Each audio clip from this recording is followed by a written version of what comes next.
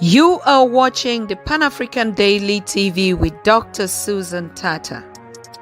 The Africa we want: unity, consciousness, our culture, our spirituality, our history. One Africa for Africans worldwide. Motherland's calling its diaspora home. Join my voice.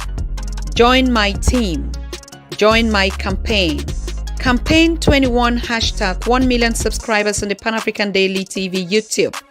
Be a volunteer. Apply now. Be the new Africa. So, welcome. Jambo. Karibuni. Welcome to all Pan-African Daily TV followers and fans across the continent and beyond. Means we're talking about the diaspora. I hope all of you are doing well out there. It's been a while that we have come a little bit closer again, right? So today we are live on the Pan-African Daily TV. It means we can take your questions, we can take calls.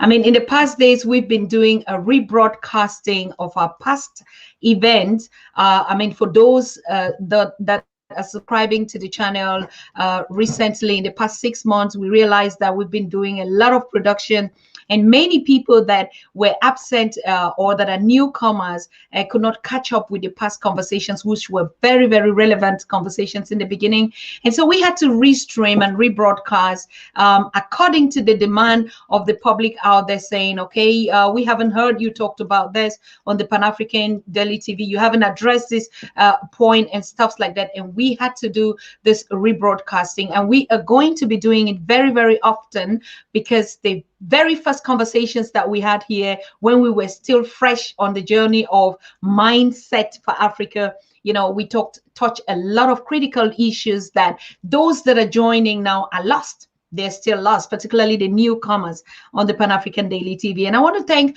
all those that keep subscribing, sharing our conversations, and we have at least 200 subscribers a day. That is massive. That is massive. Actually, congratulations to the whole entire team of the Pan-African Daily TV, and also congratulations to our followers out there, fans and Africans worldwide, who are actually being more conscious and engaged in the struggle and the liberation of the African by Africans, and for the development of our motherland continent together with our diaspora. So I want to welcome you again on this special edition. I truly miss you. I know you do also miss me. We've had a series of your texts, be it via WhatsApp or email, or those that are asking questions. I want to assure you that everything is really set from our side on the Pan-African Daily. Now we are in the phase, almost in the end phase, to launch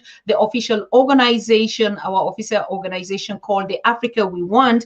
You can already see the link of the homepage in the scrolling text, but it is not yet available for official launch. So the homepage is set and ready, and communications materials will be coming out. And so the purpose of this work, the Africa We Want, that we created 2 years ago, like a new follow-up association of the organizations that we've been leading, is to create a kind of an umbrella organization and association for all Pan-African initiatives worldwide, NGOs particularly because we're growing, we're expanding, and we don't have a kind of a roof. So if you feel concerned, particularly in the sector of history and culture and education, that is exactly where we focus on changing the narratives, because we know everything starts from our culture. Yes.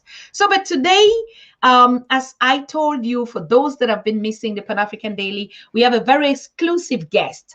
This guest is the first.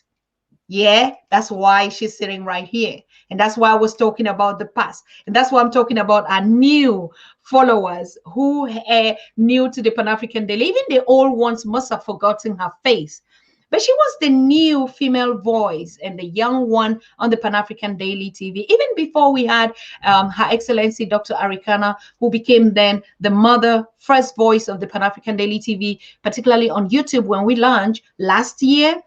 Nerima Wako was here, and she talked about the need for the young women to get politically involved in the development of Africa, particularly, on issues that are related to administration, leadership, good governance, and the relevance for our development. So she is not here for the first time. We're going to be touch base with all our early comers. The first conversations that we had with them were very, very influential, and that was the spark of the Pan-African Daily TV. Now, we brought her here today because we want to talk about this issue of presidents, particularly African presidents in most of African countries that keep using their political status, their office, to manipulate or to amend constitutions, be it in favor of the general country or the government, or in favor of themselves. Now, we've been having a lot of challenges in most African countries. Presidents just change constitutions like they're going for a walk in the park. Anything that doesn't favor them, if they have to rule for a limited time period and they say, oh no, we have not finished with our work, so they would have to use their authority in as a leader, as a president of a government, to amend this constitution. And so we've been seeing it a lot. And the issue actually is, yes, of course, the amendment of this constitution. But another very critical point is the fact that it is not even in accordance with the parliament. Like you just say, I'm the boss here. Who are you to say something? And so they keep doing this game over and over. So today, we had a very, or in the past, we've been following on a particular case in Kenya, the BBI. The BBI is something relevant in what we're talking about, the constitution, from the leadership and the government or the president or whatever, to influence, I don't know, whatever policies. And that's why we have a special, exclusive young voice here, the CEO of what is called CS Plus, a platform for young Kenyans that have political aspirations and the development of the Africa that we want. She's sitting right here, and she will be explaining to us what actually happened in Kenya, that we saw even the judiciary, the court, took this case to court and they dismissed that BBI issue. But we don't know how Kenyans are reacting. We saw them jubilating. We saw some of them not really in favor. So the opinions were actually different. That's why we thought we should make this a topic, because it's not only in Kenya, it is happening, and it's a big challenge on the continent. What is the solution? After the conversations, we're going to open lines for you to make calls and give your comments or your recommendations. What is it that we need to be paying attention? How can we, overcome this challenge, particularly taking into consideration the aspirations of young Kenyans that took it not lying down? So thank you very much. I hope all of us are seated now, while Patrick is already connected and he's saying now we can go back to studio. Back to the studio with our guest. Hello. Nerima, how are you? I'm fine. Thank you. It's been a wonderful long while. I mean, you were sitting here on the same position on the Pan-African Daily TV last year. And now, after a while, we haven't seen you. We thought it was necessary for our new followers and for the whole Pan-African Daily TV family to get to know this special woman, that is making a big, big move there on the continent of Africa in Kenya. So what have you been doing ever since you left the Pan-African Daily TV? Well, a lot has happened in 1 year. My organization still does the same work with working with young people. But of course, we're going to talk about how a lot of things have changed because of COVID. You can see a lot of governments are using it as an advantage to pass particular laws and very unconstitutional movements. But I've also grown in terms of a family. I now have a son. He's 9 months now. Oh, So yeah, so that's been interesting. So a lot of people always make fun of me and they say, "Oh, you had a COVID baby," and I'm like, "Yes, he was born in 2020, so we will never forget this year." And other than that, I've been good. I cannot complain. I feel blessed, and it's so mm. good to see you as well, and to see how your platform has grown. Of course, it is the platform that you officially inaugurated, particularly as a female young activist in the political arena. We are also thankful because it was like you opened the door and you blessed it. And so the spirit that you brought on the platform could not have been different. And your wishes and your ambitions. Can you still remember what you said when you were here last time about what you expect Africans to be doing, particularly in terms of their mindset? Mm-hmm. That the Africa that we want. And that's exactly what you're calling your organization, which is fantastic. And going out there and being fearless about it. And it doesn't matter how young you are, you're able to carry that. Exactly, exactly. So, yes, congratulations first of all for you, for our dear son. I mean, that's really the COVID baby, and every baby that came out in 2020 is a freedom fighter. It's a change. Yeah, they bring in new vibes. They bring in a new decade with us. So it is a king, and we have to put very all our focus and attention to make sure that we raise him in the way that we would have loved, knowing our history, knowing our past, and taking control of our narratives in every situation, particularly in building the Africa that we want. Yes. So, how has your organization been doing all this while? I mean, being a mother and then running the organization as a CEO. Can you just tell the audience that haven't known you before what is your organization about? Sure, absolutely. So in Kenya, Kiswahili siasa means politics. And I named my organization Politics because of how negatively, especially young Africans, view politics. It's either violent or you find politicians bribing you for a vote, so full of corruption. And a lot of times we just engage with them in cycles, so every 4 years. So we are re educating the youth that politics is every single day. The decisions that representatives make within parliament, and Mhm, how you can engage with that process, and not just during an election, not just voting, but mhm, holding leaders accountable. So we're rebranding the meaning of politics, and that's why we found it important to call ourselves Siasa. So we've been engaged throughout the year, even through COVID.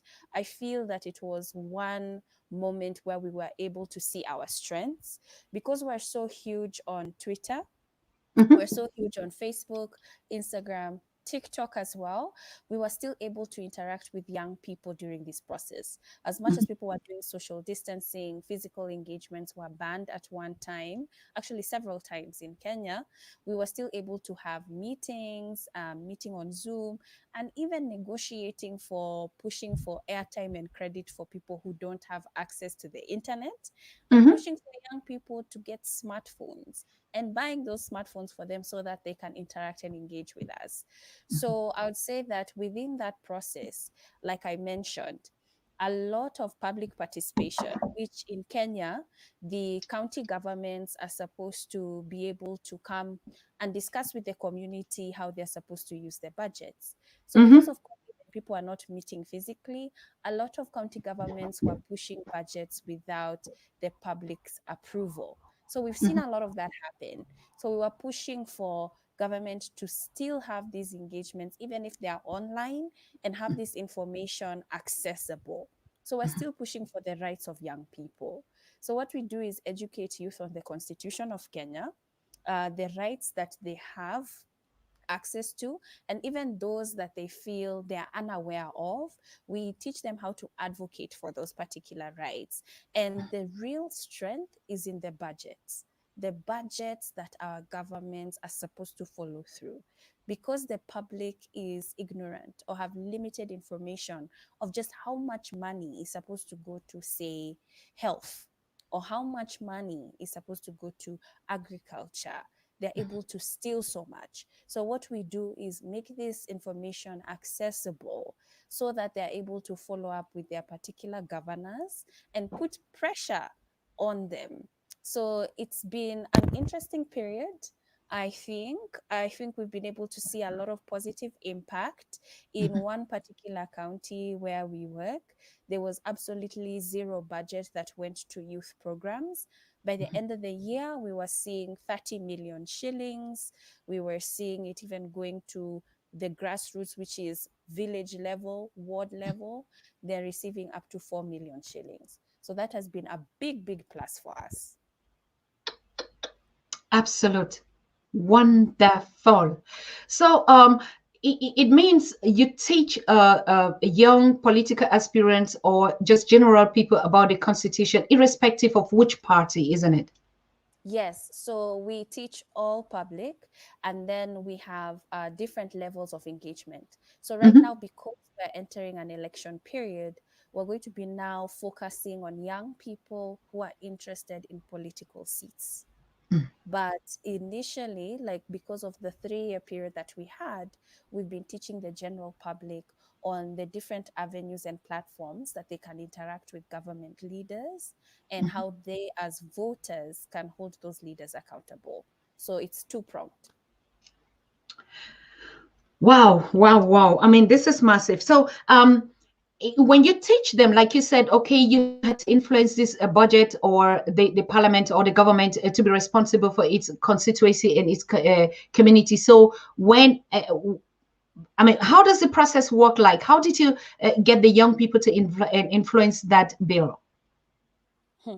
So the first process is just inviting them to a meeting. We don't say it's political because they're not going to Mhm. come. So a lot of times we would have, even if it's a tournament or even if it's just having youth and inviting them to a public, we call them a baraza, which is just a sit down. And it's being able to ask them, what are some of the issues that you feel are important to you right now? And asking them that question. So we invite them through youth groups. So we know that there are a lot of youth groups in the community. Some of them are businessmen and women, some of Mhm. them work in the market, some of them are farmers, some of them are in school. So going to these different groupings and asking them to have 10 of their members coming to our meetings. Now, in that meeting, after we hear from them, we basically hear where some of them will complain about not having access to water, they'll complain about too much corruption, or the roads Mhm. are just too bad, or sanitation issues. There's just too much garbage in our neighborhoods. So after hearing from them, we ask them, what's one issue that you feel, if we were to prioritize them, what would be that one issue that comes up number one?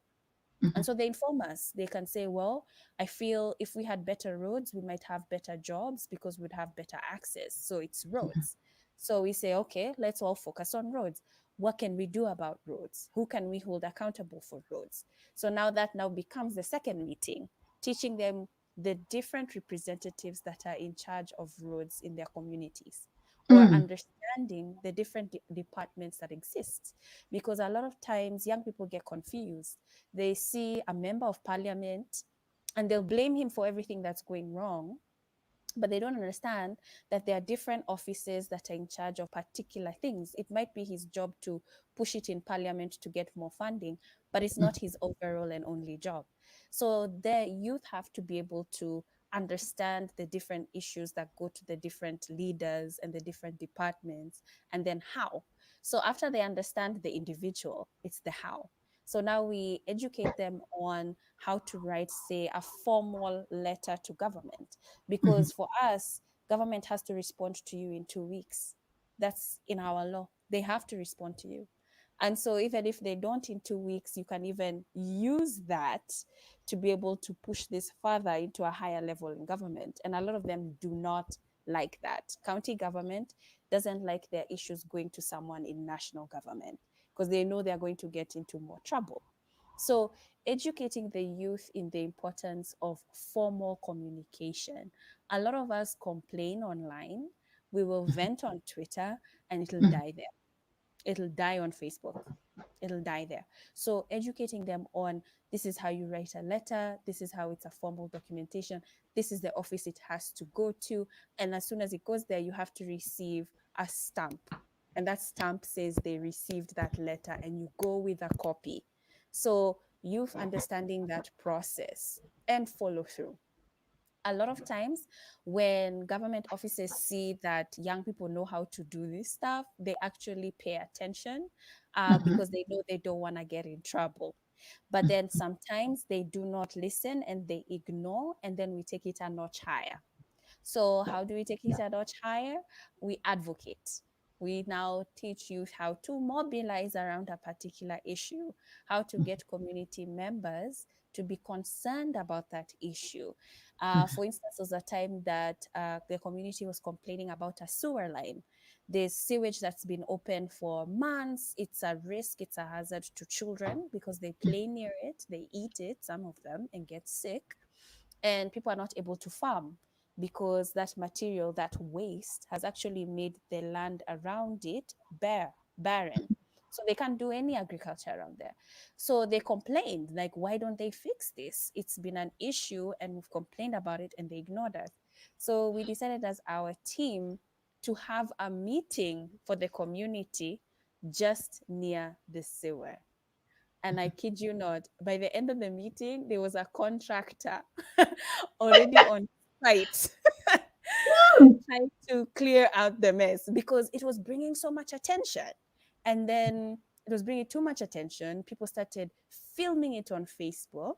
Before we know it, the governor is watching our Facebook live and he's like, "What is this? Why are people having a meeting near sewage? Like, you need to fix that." So there are different methods that we engage the youth, especially when they feel that they are not seeing the results fast enough, but also to manage expectations because it's a long, long process sometimes. You can be pushing an issue for 3, 6 months, 1 year, and sometimes you feel that they don't have the energy for it. It takes a lot of passion to do it. No one is paying you to do this.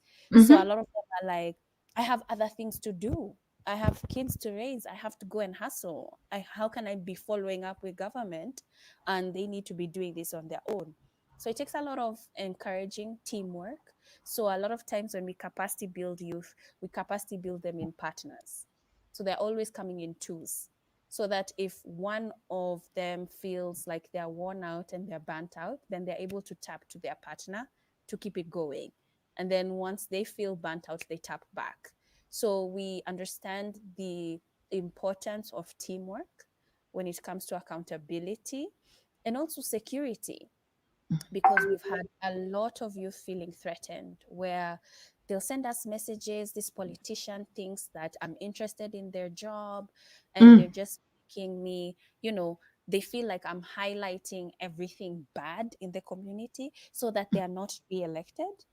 And so you find a politician now feels threatened by a youth and they start sending goons and thugs to threaten this young person.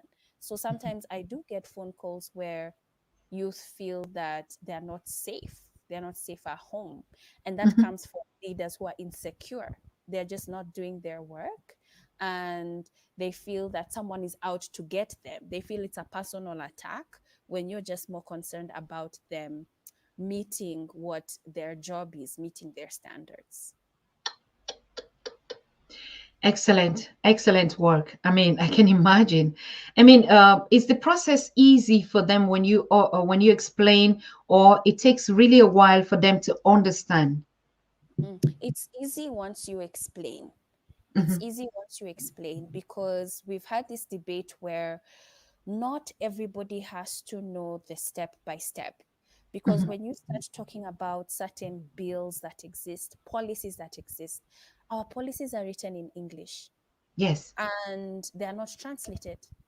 And you now have to find someone who maybe has a background in university setting and Mhm. capacity build them to sort of translate what's happening. So it's always important to identify the leaders and capacity building them. So that's one lesson for me where you cannot educate the entire public on the same level. It's just not possible, just because Correct. of the literacy levels. And also sometimes people are not that interested. They just want to see change and they rather support the person pushing for that change in their different ways. For Mhm. some, it's to provide food for the person because they can't afford the money. For some, it's just attending the meetings and giving their input. For some, it's the actual engagement with politicians. So they want to attend the meetings. Mhm. But for others, they rather be behind the scenes. They financially support the process, but they don't want to be involved in the entire process. So understanding the different strengths of the people involved and how they can sort of plug in is important, but not everybody has to know the entire process from A Correct. to Z. Yeah. Uh-huh. Wow. I mean, but like a country like Kenya that has Swahili like the main official language of the continent, so the constitution is not translated into Swahili. It's translated into Kiswahili, but it's not distributed in Kiswahili. It's actually distributed mainly in English. So Ah, there've been multiple organizations that have tried to translate not the whole of the document, important articles into Kiswahili, and then some of them have worked on translating it into Sheng. So the mm, informal Kiswahili, the ones that you'd speak, is what they've tried to circulate. But in the other 42 other tribal languages, not really. No. okay. Yeah. I mean, that's that's quite challenging. And you see, and that's one of the problems that we keep, or the challenge on the continent, the multilingual and even the particular tribal linguals. How are we going to, pass a simple message like the constitution that you're talking about? You need to translate into this different tribal groups. Now, dear Pan African Daily TV family, you understand already just the little challenge of in communication to even explain to the young people the process and how the issue of language becomes a barrier. It is actually a challenge out there. But congratulations to you, Nerima. I mean, and your organization. We'll still get back to know more about what you've been doing or the text, or even how you even came to create that. But our topic for today, we want to know. I mean, this issue is like a sickness. African government changing constitutions and they want to favor them or to just cling in power forever, and they keep renew and renew and renew and sitting there. So but in Kenya that wasn't the case. So what is BBI, sorry, and what happened actually? Mm, mm. That's a good question. So in 2017, we had an election and it was really tense. It was really tense because it was really, really close. Mhm. And it was former Prime Minister Raila Odinga and President Uhuru Kenyatta who were just basically neck and neck. And so when the results were announced, they were disputed. It was just too close. And that's what normally happens with a two-horse race.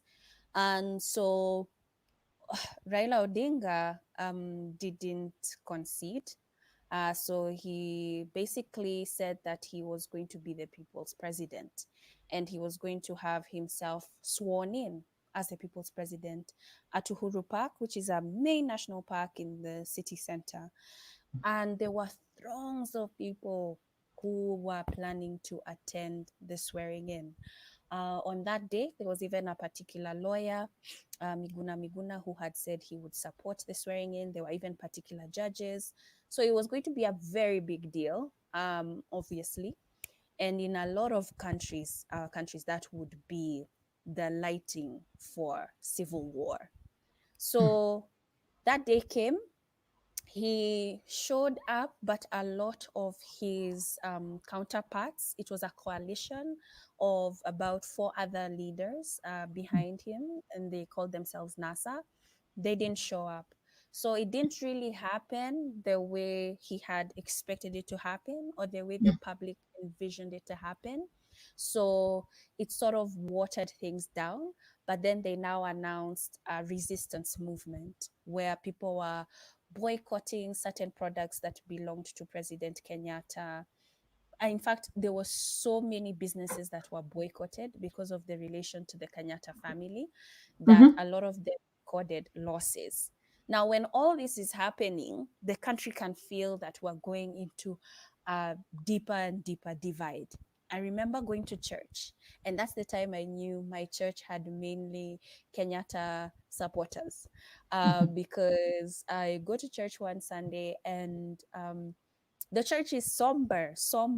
Like, we just had like the funeral service pretty much, and while the pastor was praying, you could clearly see his alignment was, we need to be with the president. All these other things are just crazy, they're nonsense. And you could see within the congregation itself that people were not really closing their eyes, were sort of now looking at each other and trying to figure out, which side do you belong?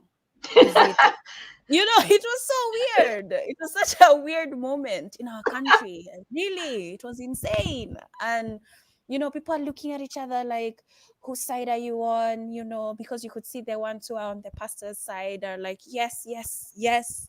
And those who are not on his side are like, he needs to stop that prayer. And I remember friends of mine, these groups, we call them chamas, where you collect money together and you basically have a merry-go-round. Women survive on these groups. Yes. Chamas were not meeting. They were not meeting because they're on completely different political divides. Like, they don't want to now fundraise money together. People are not friends anymore. People who you'd normally hang out with, you have drinks with, you're not having drinks with them because you're on completely different political divides. So all this is happening. Things are so tense in the country. Like, we're not even sure. It was so dead silent. You could see, even on social media, people were not really. And Kenyans, we're known for how we are very conversant on Twitter. Kenyans would. Yes, of course. Tell me more. Oh, I tell my you. goodness, there was. So that period, we were not talking. It was just quiet. People don't know what to say. They're afraid to, start something.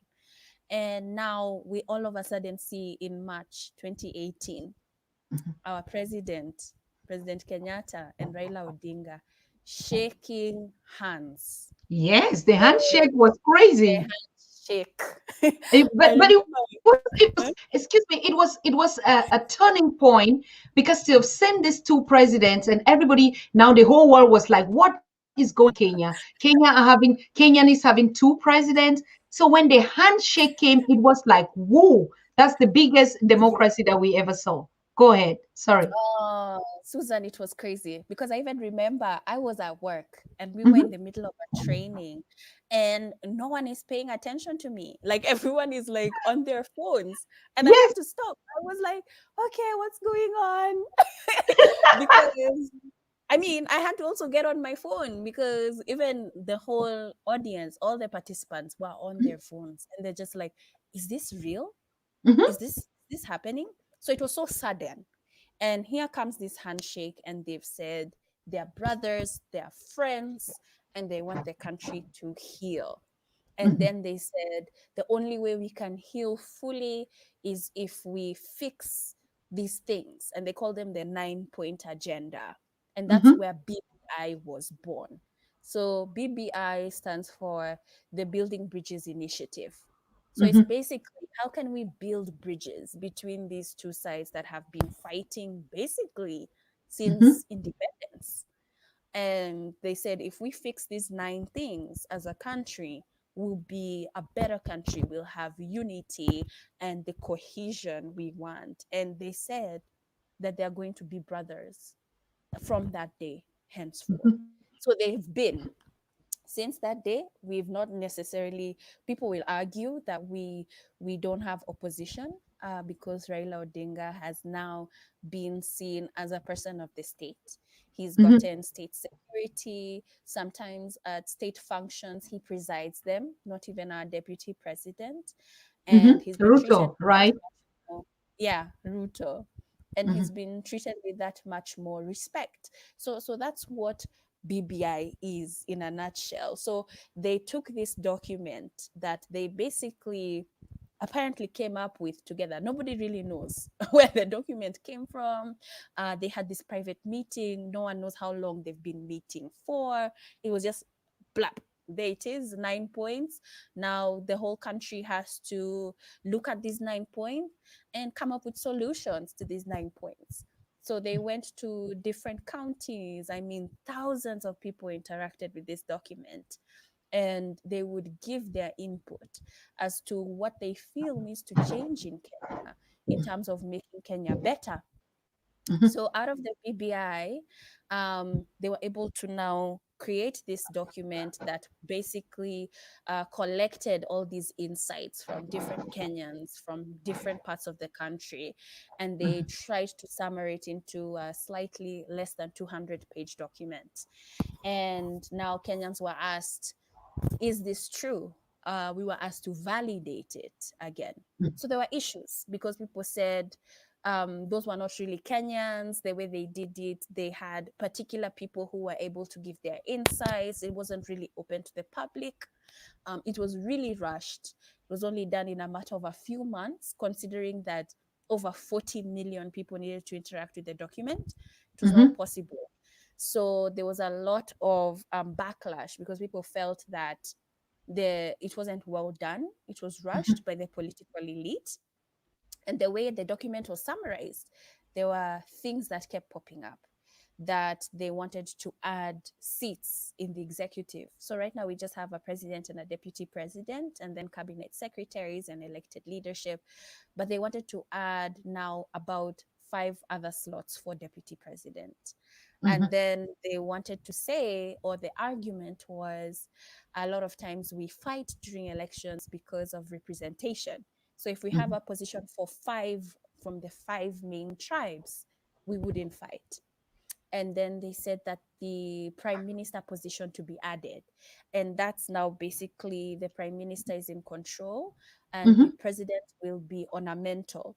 So again, it wouldn't be a winner takes all scenario. Would have a lot more winners, because the argument was the way we had a neck and neck kind of election, it wouldn't feel like there's a loser, so that we have both people in power. So that was the argument. But there were a lot of other things within the BBI. So it touched on corruption, it touched on unity, it tried to touch on other things. And so now it's leading toward what happened, because the conversation wasn't necessarily on BBI. We started focusing on the prime minister position. Yes. People started focusing on succession politics, asking the question, when President Kenyatta finishes his term, because this is his second term, and then he's done according to our constitution, he cannot extend. This is now, he's creating a new position for himself, because if he comes in as prime minister, it's a completely new position. So we basically erase the term he served. Wow. Yeah. And so a lot of people are like, no, we can't accept this. It's much, much more than fighting for the Kenyan people. This is about 2 families staying in power. And so when BBI started, it had really good intention. And then I believe it lost track, because before we knew it, they were pushing this to our leaders, to our representatives in assemblies, to allow it to pass, where now they were trying to change things, because right now we have 290 constituencies, and then they wanted to add 70 more, and where those 70 more are in mainly particular areas or particular tribes. So it became now a conversation of power. And how they did it was very clever. They said, well, BBI is good for us. BBI needs to pass. So they put all these lovely things, including much more resources from the national government goes to counties, means it goes to the ward level, it goes to the villages. So they have bumped it up. So right now they're receiving about 15%, and they said we're going to add it to 35%. Wow. So they added that, and then they added, now certain individuals will be in charge of education in the ward level. So it means a lot more children will have access to higher education. They added that. So they added all these amazing things. Remember, we're talking about 74 changes. 74 changes. But the only changes that needed a constitutional amendment was the position of prime minister, Yes. and also the increase of the constituencies that I talked about, the 70. That is now where the IBC, which is an independent body for our elections, has to come in our constitution. There is a time period they can come and change that, but they were trying to change that with the BBI as well. So there are only certain things that needed a constitutional amendment change. Out of the 74, there were maybe three that needed a referendum. That means the public had to come and vote. But they made sure that they hit those three in 70 other fantastic things that Wow. Kenyans want. So the thing with the BBI, why the courts basically threw it out, is because of process. I think that's one thing that other Africans have to understand. It's the way our leaders did it. They forced it down our throats, basically, tried to do it quickly. They missed several steps. Our constitution pushes for public participation. The public has to engage. So because they did it so hurriedly, and then they used resources that are questionable. Did they use public resources? How much did they use? And they used it in a time where we're going through a pandemic. That Yes. should have been channeled to health. So they skipped several steps to want to get something done. And the court said, no, it's about process. You just can't come in, change something quickly because you feel like. It's not going to happen. And that was what was the major win for us. It doesn't matter how powerful you are, even though you are the president and you have access to the army, even if you have absolute power, the courts still have a say in saying you didn't do it well, and you're there to represent the people, so the people come first. If the people say you didn't do it well, you didn't do it well. And that's the lesson for Africa, that the courts can say process is more important than the individual, than the office of the president. And that's a learning curve, because a lot of times the president's office, like you say, they will make amendments to extend term limits, because a lot of our members in parliament were incited. They were given all sorts of bribes. They were promised cars, extra cars, if they passed it in parliament. They were promised all sorts of things, and there were stories of money, exchanging hands just so you make sure that you vote yes. And even the people who tried to say no, you could see they were moved from very powerful committees in parliament and basically told, shut up. So you could see our leaders, even those who did try, they were whipped back in line, and they were told, no, you do not disagree with the president. You have to fall back in line. And so you see them saying no one day, and then 2 days later, you see them being removed from committees. Then the next day they say yes. So it showed that the court actually stood up to the executive. And that's been something that's very, very bold. I mean, the way you put it, Nerima, I'm telling you, it's like, who doesn't want to be alive? I wish Professor Pielo Lumumba had the chance. I mean, I reached out to him because he's really on this BBI thing, but just in the moment, he's busy with other things, and he would be coming out, maybe make a statement. He already tweeted, and the tweet was viral when the process was going on. But congratulations, Kenya. This is one of the strongest a constitution that we have seen the judiciary say, no, the people first. I mean, I dream to still see one other country in Africa that I know that took this step right up to the court, and everything was live, and Kenyans and people worldwide, you could comment, you could throw your questions and stuff like that.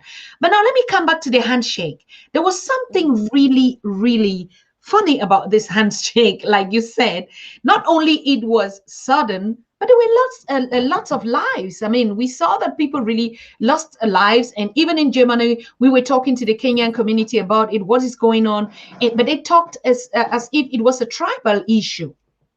Yes, yes. A lot of people lost their lives. Until today, we're not sure what the numbers are. Mhm. Because there were some images of places like Kisumu where saying there were reports where stray bullets, because we had people rioting, going to the streets. And even there was a day where Raila had traveled and he was coming back into the country, and there was throngs of people who walked to the airport to welcome him home. On Yes, that day, two young people died. Two young people died, but it was hardly reported by media. And there was a complete blackout when it came to how many people have been killed in the process. There was also a stray bullet that went and shot a baby who was at home with their mother, but because the riot police were busy trying to contain the crowd, stray bullet went through a home and shot a child. And this same child, the parents were at the BBI launch. The parents spoke, and they basically said that they want peace, and they're so happy that this has brought peace. And that was so confusing for so many, because they yes. said, you know, we are here angry because you don't have a child, unnecessarily because of political incitement. But then you stand here in front of us and tell us that you're so happy to see these two together because it brought peace, but it doesn't bring your child back. So it brought a lot of mixed emotions, because people were like, that was a tactic to sort of mellow down the public, to say, Mhm. if the parents of Pendo can come here and be happy with them being together, why are you mad? You don't Yes. have a right to be mad. And it was very confusing, and you could see it was tactical to sort of mute down the public's anger. And also the fact that, Miguna was a strong supporter of Raila Odinga, and he was kicked out of the country. He was forced onto a plane and left for Canada.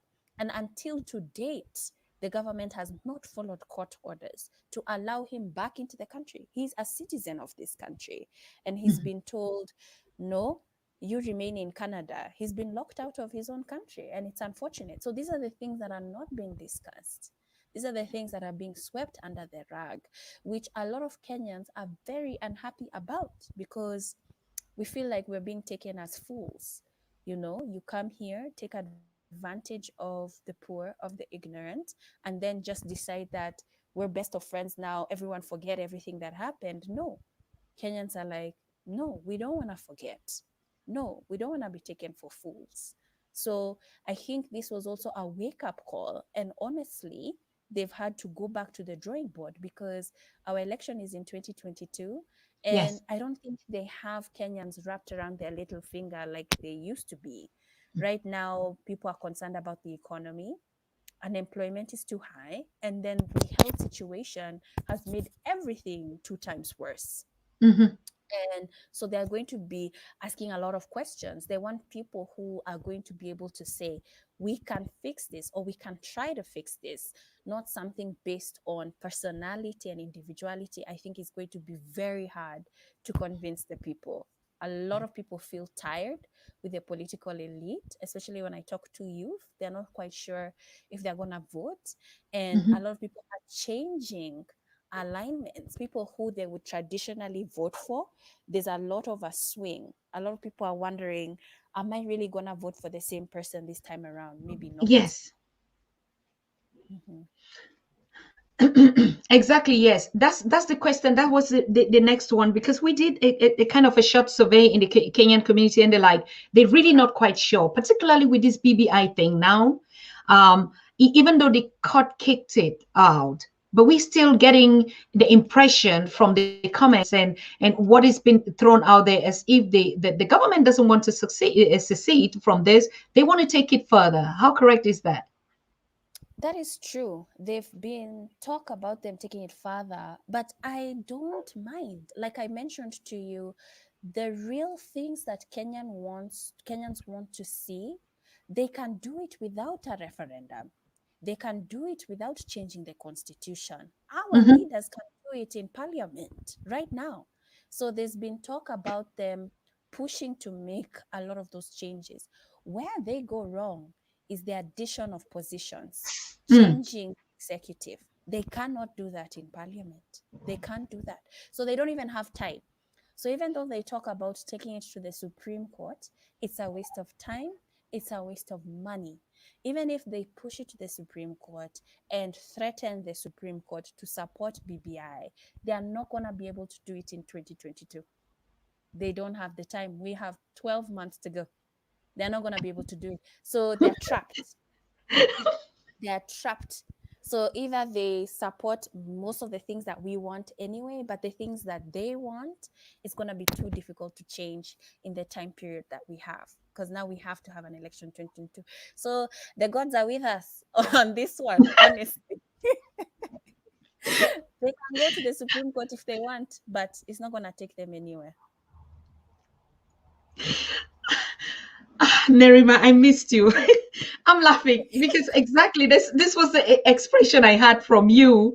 I mean, on our first conversation, like, I don't worry. I mean, it's all on our side. And of course, what you're saying is very, very true. They don't, the youths of Kenya, and we're talking to all of you young people out there, you don't need the referendum, whatever, to bring that change. You know what is right, and you know, and you're already doing it anyway.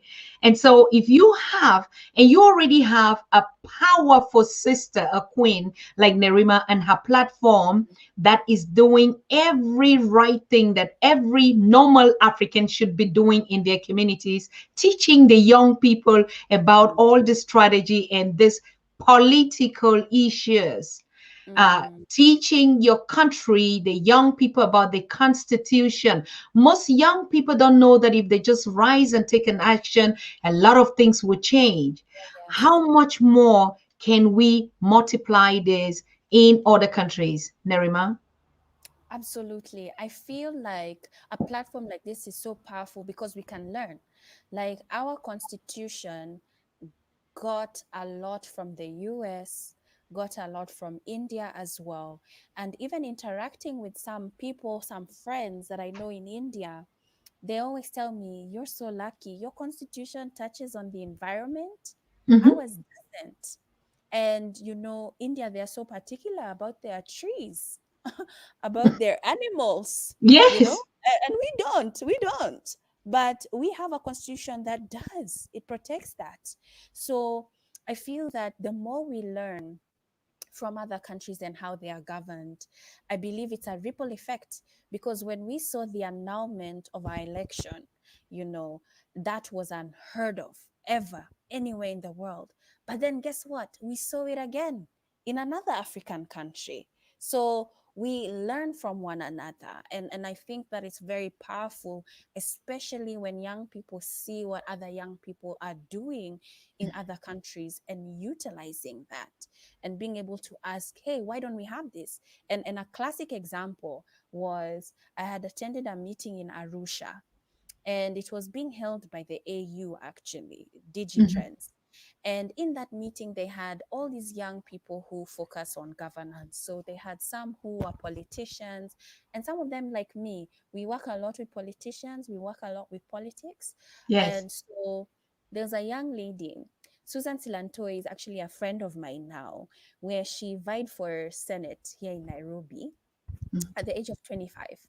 And I remember in that meeting, there was another organization, Yaga, and Ibrahim Farouk was representing Yaga. It's Nigerian. Yes. And he's shocked because here is Susan sharing her story about vying for Senate at 25. She was the only female, mind you, out of a panel of 6 men. And she Yes. garnered 15,000 votes, one of them mine. And she was sharing how, you know, at such a young age, and she was interested in being in Senate, and people kept wondering why she went for such a high seat. And Ibrahim Farouk raises his hand and he says, "You were 25? For us, we had to be 40. You have to Mhm. be 40 to be governor or senator. You are 25? He went back to Nigeria and mobilized his team, and they came up with a campaign, Not Too Young to Run, with Samson Itodo. And the president actually changed the law, the constitution, because they Yes, were able to collect up to 1 million signatures. They correct. I actually, follow that. Mhm. thank you. That is from a meeting. That is from a meeting in Arusha. Mm, Because, yes, because somebody saw that a 25-year-old can vie and they were able to bring it down to 35. So I think when we learn that there are other youth doing other things, and we engage, we're able to question our own laws and say, we can do the same here. Nerima, when are you running for president of Kenya? Not too young to run. When I saw this and I followed up, and unfortunately, I keep reaching out to them because I really want to get there. Because I didn't know the origin that it was from Arusha, but it was so incredible, particularly in Nigeria. You know how conservative the government is, that they made that change. I was like, wow, how come? Yes, How did they even President rally to get Buhari. this? Yes, President Buhari managed to change the constitution for the youth. And there's even a picture of him and Samson Itodo doing that. But it's because there were so many youth rallying around that issue. They were able to Yes, build a campaign, a momentum. And that's what youth need to understand, that when you're very many, the government will listen. They are scared of you. And so you are in control, you have the power, but then we have to be organized. We have to know what our ask is and demand for it. And that's why a lot of youth go wrong. They become frustrated, they fight, they have riots, but there's no goal, there's no target, there's no objectives. And that's how a lot of us end up being killed by the police. correct. And then it just waters down and disappears. I can hear my son.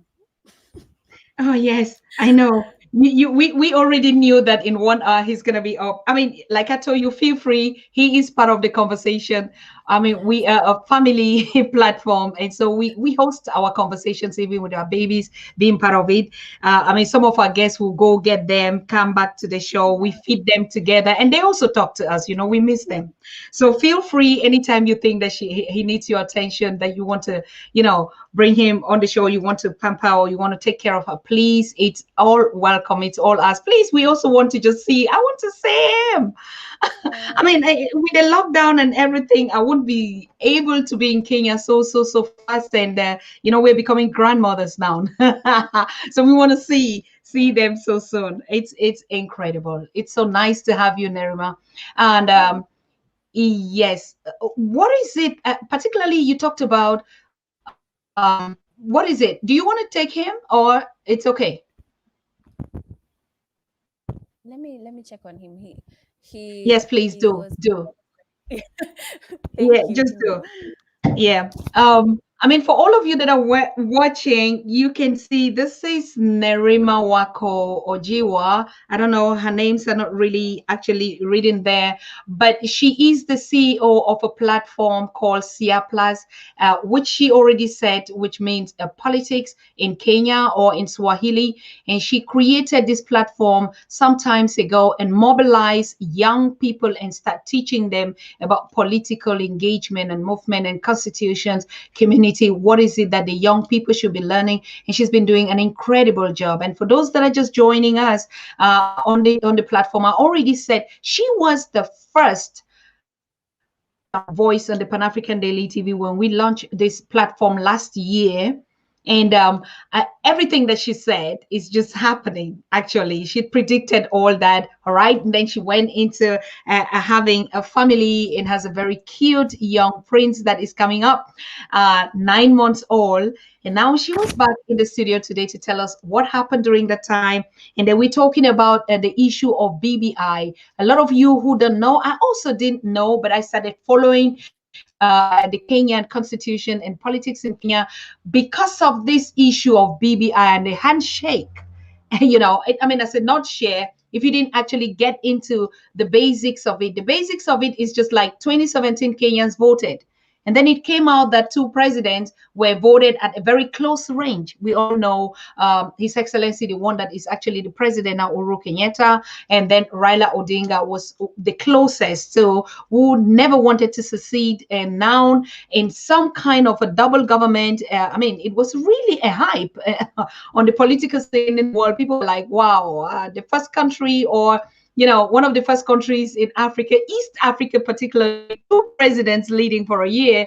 And, everybody was just like, we want to see how this is going to end. And suddenly, 1 year after, we saw both presidents shaking hands, and it became another hype. And this handshake actually shocked Kenyans. Yeah. And even Africans like, wow, what?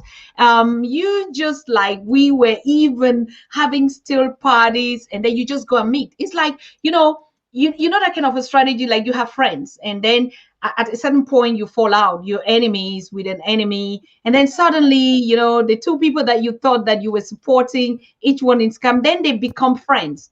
And so Kenyans were like, what a minute, you just become friends? How?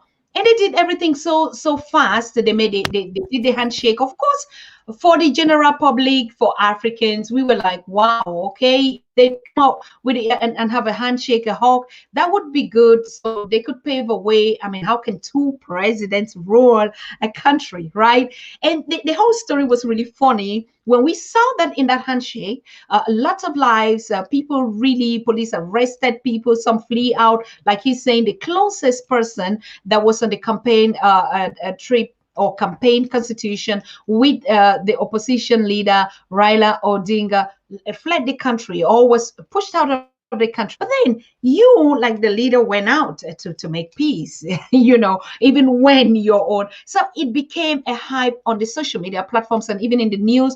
Most news reporters were talking about that handshake. How long is it going to go? What is actually behind? And now we heard what Nerima is explaining to us about how the BBI came in now, the Building Bridges initiatives from both presidents, whom said, why should we keep fighting? We have one country, we have to put the interests of the country first. And that was quite correct in the eyes of the general public. But then you don't do it, just the two of you, and begin to decide how we want to run the country now according to our taste. So let's take what you were criticizing about me, and let me take what I already brought, and then let's make a kind of a mixed thing. But it's between us, right? And now, yes, the followers were actually disappointed that they said this is unconstitutional. And like you heard, Nerima was telling us, they had to change a lot in this, come out with a document, this BBI. And now the court just last week kicked it out and say, no way. I mean, it's about procedure, Mr. President, right? And then one funny thing that I would still like you to tell us about is, like, at the end of the day, I mean, the deputy president or the deputy chair, Mr. Ruto, is suddenly quiet, and wasn't that also one of the reasons why Kenyans were like, why is his position in it? I mean, the president, deputy president, we don't hear anything. I mean, in the BBI issue, can you just maybe educate us a little bit on it? That was so weird. So when BBI was launched, right, the whole country was watching it. It was like on national television, all the channels, and then Yes. it was a big deal. And then it was at the Bomas of Kenya, and there was this huge room. It was like a dome setting, and I don't even know how many thousands of people were in that room, but I know it hit thousands. And so the president and Raila Odinga are on the podium, and there's all these governors, all the leaders you can think of, musicians who supported BBI, everybody. And that was the day I actually wrote about it in an article, and I said it was really strange because so Raila speaks, the president speaks, but when Ruto spoke, Mhm. when Ruto spoke, he was the only person to be booed, and he was booed heavily, heavily, almost to the point where it was awkward. I felt uncomfortable for him, and I wasn't even at the venue. I was watching it at home, and he was just saying how, um, you know, yeah, this is a good thing, but there's some things. He was criticizing the document, and he had some very valid points. He was just talking about how some things can be done a little bit better, some things didn't make sense, but the kind of booing he received, it was toxic, because you are like, if the deputy president cannot speak on the podium, and Correct. it's supposed to be a document that is to bring unity, we have a problem. Because if he cannot even share an opinion, even though he doesn't agree with you, if the crowd is shutting him up, then is this document really supposed to be about unity? And a lot of the comments that he said, I said, it's interesting when the deputy president is now opposition. He seemed to voice the concerns of civil society that day. And I said, even a lot of the things that he said made a lot of sense to me. So that was almost the birth of him critiquing openly, because he's known to be very quiet.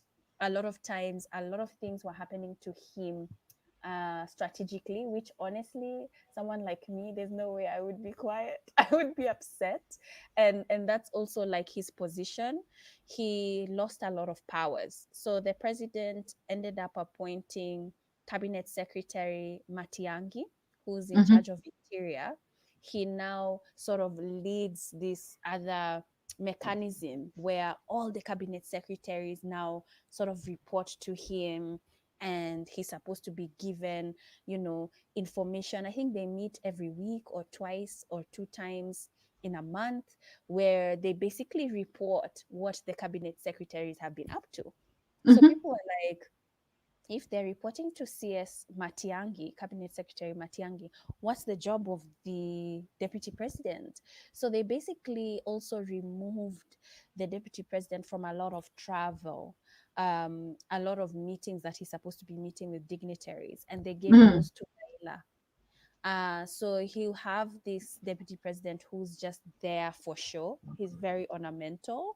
So he Mm-hmm. was busy traveling and launching projects. So he became a joke, where they were like, his job is just to launch government projects. He became like useless. He wasn't really utilized. And you could sort of see the relationship between the president and the deputy president breaking. So after the BBI launch, I believe when he became more vocal, that's when he began to speak up. Initially, we were seeing a lot of the deputy president's supporters speaking up and sharing this dissent that they had, where they were saying it's not fair how he's being treated. He would never say anything. He would always be quiet. But Mm-hmm. now, as recently as 2 days ago, you could see where, after the BBI court appeal, he was happy. He was like, hey, you know what? God is on our side. Look at us. We're doing great. And then you see President Kenyatta saying, if you're so unhappy, then leave. Like, they sound like such an unhappy married couple. And they're like forced to be together. And this union is just coming to an end. And it looks like it's going to be a bitter divorce. And so you can just see they are not as amicable as they used to be. When you see them in 2013, they were like brothers. They even had, Yes. yeah, matching outfits. They would always have, I don't know, they had this bromance. Like, they would constantly hug each other, greet each other in public. Yes. Now it's just awkward between the two. So Mm. you can see the deputy president is now becoming more vocal about his bitterness. He even begins to share how, he's been kicked out of the whole process, he's been left out of the whole process, and he's bitter about it. And you're able to see it now more and more visibly. Wonderful. I actually, yes, I peeped on his platform, Mr. Ruto, after the verdict, and really what you're saying, that's what just made me laugh, because the message that he threw out there was like something, just get out of your neck, right? It's like, take off your feet off my neck. And and they took off that, like the process, like the court actually was just represented. You could see the prayers that he prayed out there. I mean, that was actually emotional and touching. And for the first time, like you said, we could hear him, get out Mm. of his silence, to break the silence, to actually just even express the way he felt after being that. But what you're saying, the romance that they enjoyed in the 2013, with President Kenyatta, I really wish, honestly speaking, I don't know what this is all about. That unity, that spirit that we saw in Kenya, that Mm. spirit, even they put on the same uniform attire. I mean, everybody had longed for, you look at it, you say, yes, this is the kind of leadership where people and parents and elders and leaders work together in harmony. But there's one really other thing that is particularly about Uhuru Kenyatta. Honestly speaking, I'm not doing any promotion for him. He has a kind of an easy lifestyle, easygoing. I mean, he likes Rasta. He is a rude guy. You can see. I mean, I tell you, when I followed up his history and even to find out this Kenyatta family history, and I realized that his father took him even to meet Haile Selassie when he was still a young boy. And he's always currently in contact with Jamaica, with the Yeah. Rastafarians. He even visited, the Robert Nesta Marley Foundation, even during that. I think they did a memorial, and he was there. Mm. Honestly, even when you see him, when he talks, he laughs. He's very laid He's the back. way he dresses. He's kind of like Mm. an easygoing guy, right? So how Yes. would one interpret a character like that, and like particularly in this relationship, like just kick back and like let Mm. us go?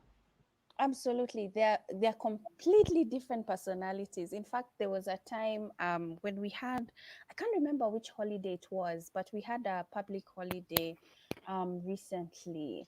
I can't remember which one. I think it was Mashuja Day, which is basically Heroes Day. Mhm. And you see him giving the state address to the country. And while he's speaking, there was an activist who stood up in protest. He was complaining about something. So it's like you are not supposed to be moving when the president is speaking and giving his state of the nation kind of address. And you could see the president like stop reading his speech, and he was like, oh, just leave the guy alone. Yo, just leave the guy alone, because like so many bodyguards had like come and like carried him off the stadium, and so there was a whole meme challenge of kids mimicking how these bodyguards, so big guys, were carrying this skinny guy with like the flag of Kenya, and he had like dreadlocks. But it was so funny to see even the president, stop his speech and be like, just leave him alone. He'll be okay. Just ignore him. Don't hurt him. But that's our president. Genuinely, Yes, he's a very nice, mellow guy. He's not one to want to confront. So he's not a confrontational person unless yes, he's really pushed to the edge. And so to see him angered, it takes a lot. And then he can be very emotional when he's angry. While on the other hand, Ruto is known to be more strategic, more calculated. He correct. doesn't It's a mince his conservative words. some kind. Yeah.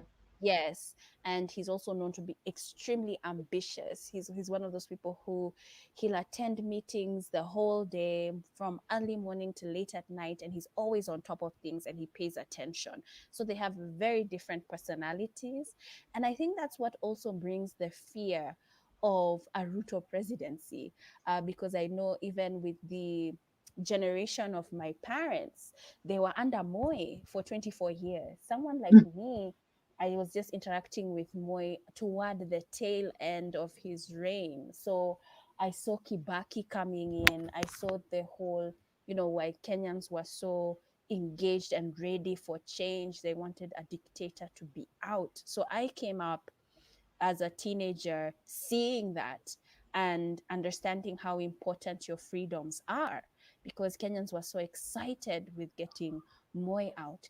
So for a lot of my parents' generation, Ruto reminds them of a Moi, Yes. where he's very present. He knows, he has his ear on the ground. He knows what's happening everywhere. He understands and he wants to be involved. He's calculated. And so they fear that. They're like, we don't want to go back to that. If he becomes president, we'll be stuck with him. And so there's that rumor, that narrative that if he becomes president, he'll be dictator and we'll not be able to get rid of him and he'll be stuck with us forever again. We can't go back to that. So that's the fear. But you have to remember that Kenya majority population 75% is below 35. Mm-hmm. 6 million young people right now have never voted before. 6 million. They are Wow. coming brand new. They're way younger than me. They Mm-hmm. don't understand Moy. At least I saw the tail end of it. They didn't have any interaction with Moy. They only saw Mm-hmm. his state funeral. And so we're getting to understand who he was through that. And even with the state funeral, of course, all the media painted Moy to be this different person. You know what happens when somebody dies? A lot of times we focus on all the great that they did and that they are. We forget some of the negativity. So a lot of young people are coming in and their grandparents, their parents are saying, boy was such a terrible person. And they're like, really? He was? And so they're saying, don't vote for Ruto because he'll be just like that. They're like, well, to me, Ruto is just like everybody else. They're all the same. I don't see him that different. And they have this blank slate. So that's why I think this election is going to be really interesting. It is, of course, and actually, we are looking at that model because, irrespective of all the BBI or what we're talking about, Kenya's judiciary system and your courts are strong. They. I mean, they are really close to making this. I mean, what do I want to say? Close to fairness, and a country, particularly in Africa, where the judiciary has the power to tell the president, stop. Yes, of Mm, course. It doesn't mm. happen. You understand what I mean? You're right. It doesn't happen. And our judiciary is suffering for doing that. Yes. Because even when you see the narrative behind the judiciary, they're calling it the activist judiciary. And, we look at activism so negatively. They've painted it so negatively. And also the budget of the judiciary, they are underfunded right now. They can't even afford to have enough judges in the courts. And even by the time our president allowed for some of these appointments, it took such a long time. It was overdue. So many judges just recently were allowed to be appointed. And even with that, the president rejected some of the appointments. So you can see there's a tug and pull between the executive and the judiciary. You Mm, have the president almost saying, okay, fine, tit for tat. So it now looks like petty fights. So the president is saying, they're just not agreeing with me because they don't like me. And it's fine. It's because I've refused to fund them and I'm punishing them because of how they're behaving. The president has so many court orders right now that he has disobeyed. He has disobeyed from the courts. And so it's worrying in a sense because they are not looking at the power of the constitution, because you will not be president forever and you have a yes. family. So you're hoping that this constitution protects your family and protects Mm, you as a private citizen. Those are the things we need to think about. And a lot of times our leaders have very short termism where they are in power now and they're concerned about keeping that power now. They don't think of the future of choking power and not allowing power to belong to the people and to belong to everybody. So I do worry for our judiciary. As much as they have taken a stand right now, you can feel like they might feel that they are under threat as well. And it's only, the government, the executive is really trying to tighten the noose, and they're doing it by making sure they don't fund the judiciary well enough. mm. And we don't know how long they're going to be able to survive. And that's why court cases sometimes take a very, very long time. And a lot of them are stuck because they don't have enough people. Wow. Mm, That is a big challenge, particularly if the president has the autonomy and is wealthy and mm, controls, how many percent of the wealth of the nation. And so they could actually use that kind of influence. And like you said, it's I don't know, it's not unusual, but it's unhealthy. And now, so what would be the next step, for instance? Now, the president or the BBI is going to the Supreme Court, for instance. I mhm. know, Yeah, if the BBI goes to the Supreme Court, I don't think people are gonna be paying attention to it. Because even if they win at the Supreme Court, it doesn't matter. It's too late yes, to make those changes in this election. So I don't even think they'll want to go to the Supreme Court, because it means that they are wasting a lot of their attention on courts instead of focusing on an election, because we are going to an election. So I don't think they're gonna go to the courts, frankly. And if they do, it's a bad idea from the strategists, and it's gonna be a fail. Another thing, there's a report that was done by Krigler on our country, and basically Krigler said in the report that the two things that a lot of times affect our elections a lot of times is changing laws too close to an election. correct. And then, yes, and then number two, changing the management of the IBC, which is the electoral body management body. And we can see that another mechanism that they're trying to do is to change the leadership of the IBC. They want Chebukati to step down. And this is not unheard of. This is very common, especially for our Kenyan politics. Every election cycle, we never have the same chairman. We never do. We always change chairman. And it's unfortunate because we always change them too late. How do you change the leadership of the electoral management board and they only have 11 months to make sure that the election is credible? And so those are some of the things that I worry about. Personally, I feel that there are other issues we should prioritize. Right now, the electoral body is underfunded. They talked, I think, about needing 40 billion or something, and they have just about half of that budget.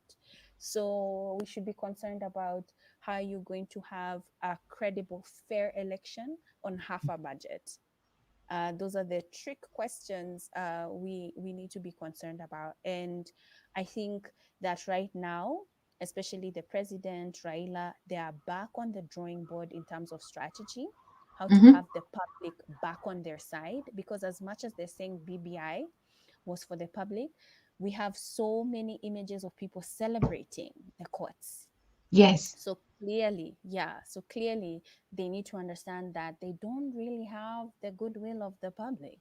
And so how are they going to change that in 11 months to make sure that they have the people back on their side to be able to vote them back in, whatever their succession looks like, because they're concerned about who's going to enter that president's seat in 2022. So Mm. I'm not worried about the Supreme Court. Me too, not. Um, I mean, we're opening up lines very soon for those. I mean, it's been long. We've not interacted with our dear, lovely family in public here. And I want to thank Kofi. I see you already coming in and you're already doing your moderation job in the chat. Sinovia, thank you so very much. You were the first person who opened the doors to the conversation here tonight. And Johnny Boy as well. And I can see a lot. Janice Anderson is also joining. Yam Robin is coming. Carrie Banks. Nice to see you. I mean, I miss all of you. JE, I can see you as well. So yes, I mean, Ebukon, you heard her. So if you have a question or a recommendation or a comment that you want to call, please call 4+49 1578 211 2379. Our WhatsApp numbers and calling number has not changed. Yeah, the interface has changed a little bit. So you see the scrolling text a little bit small, but they're very, very important information out there. So make sure that you take a look at it. We've refurbished everything. They're new and current information. What is the organization behind the Pan-African Daily TV and all its other platforms, the AfroWorld.tv? You need to check up on the information scrolling on your text right there. So you can have the contact address. And also, there've been a lot of modification. What is this organization? It is the Africa we want. We said it from the word go.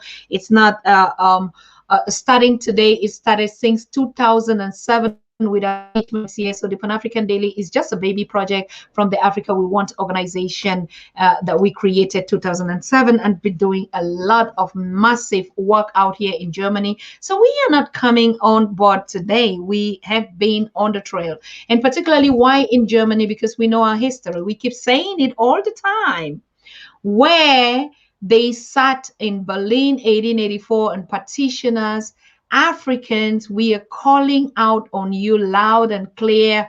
We will have to meet in Berlin 2022 or 2023, and we have to go back to that chambers and they have to show us that constitution, what was being decided, who decided what happened actually. It is not just about history, it's about facts and figures and details that are available at any time for us. So what are we doing? Like Nerima was saying, most of all these changes and talks end up on social media, on Twitter.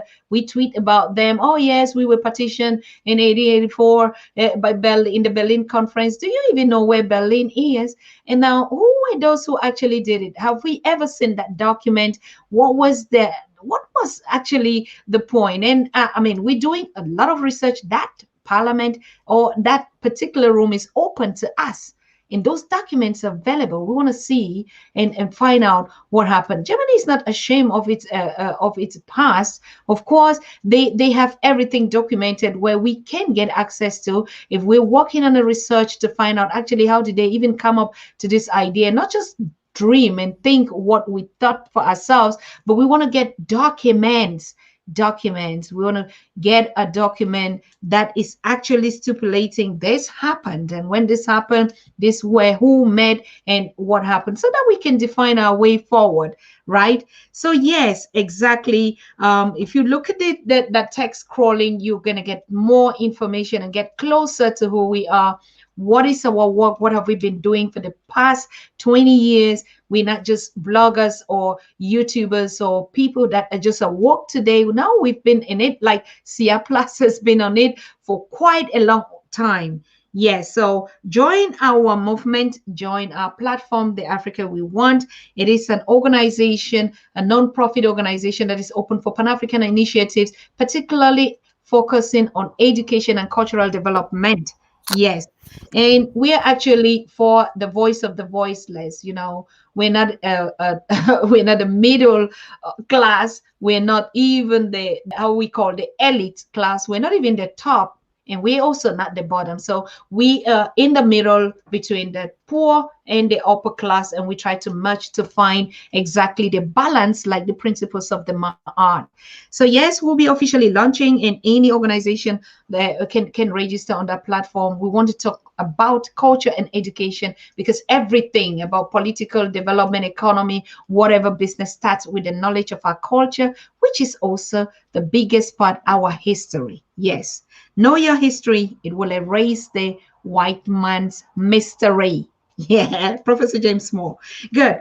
So yes, we are open. You can call in and ask a question to Nerima. If not, you see, she's a young mother, as she said, freshly young, with a 9-month-old baby, sitting in the studio right here, right there in Kenya, Nairobi, and talking to us and educating us on how Kenyans rose up against BBI, an initiative that actually went to amend the constitution, bringing in some order, regulations that maybe Kenyans thought was too early and too fast to do, irrespective of whether it was in favor of the general community or their constitution. They just thought the president maybe reacted so fast, and it could have, could have been the consent of the people.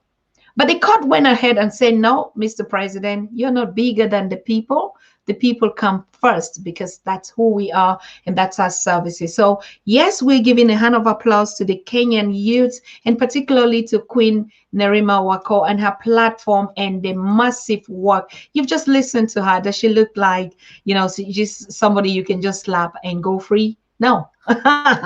So she is, you would have to, work hard, work really hard to be able to pass through and challenge the Kenyan constitution. You need to, first of all, beat down Nerima Wako. Go and tweet and go on her tweeting, and you will see all the massive work that she's been doing. So, Nerima, it's not because you're a queen or a young princess or because you launched the Pan African Daily, but I know you're doing an incredible job. How can people follow you to know more?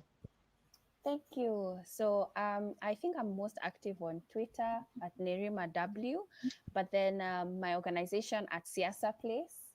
So just at Siasa Place, the way it said.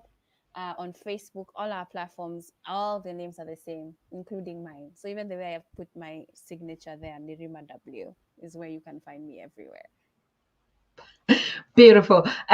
Sia Plus, you said it means Siasa in, Place. yes, it means Mm. politics, right? Siasa is politics in Kiswahili. In I think it's Swahili. also in Arabic.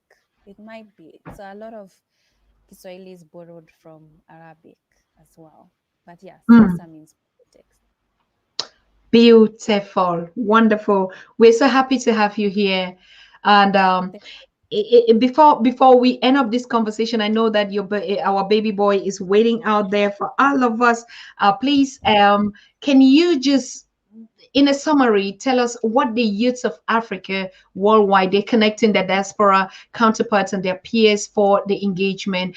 Does the Kenyan constitution have a possibility to welcome their diaspora back, a possibility for the diaspora to engage? What is the constitution talking about African Americans, Caribbeans, European, the indigenous diaspora that want to go home? Is it a safe place to invest or to come home to build motherland? We don't hear Kenya a lot about that. you. You are right. That's a beautiful question, Susan, honestly, because I see Ghana really pushing for that, even Senegal. I Yes. feel that's one area where Kenya, honestly, doesn't do well because as far as the constitution goes, they just added that you can live in the country for a while, but they just added that your spouse can be Kenyan as well, or your child. So me, Kenyan, living abroad, having a child, the child is automatically Kenyan. Would you believe that was not the law initially? If I was married to someone who wasn't born in Kenya, then my child would not be considered Kenyan. So the constitution brought that, and it's so Mm, backward, so backward. So I feel that we need to do better because right now it's only through naturalization, which is living in Kenya for 7 years, or being born in Kenya, or having a partner who's Kenyan, and then your child is automatically Kenyan, like I said. So you can have the dual citizenship. So an individual can be American and decide they want Kenyan citizenship and move to Kenya and get it and still keep their American citizenship. But I feel that you've given me homework because I'm very Pan African myself.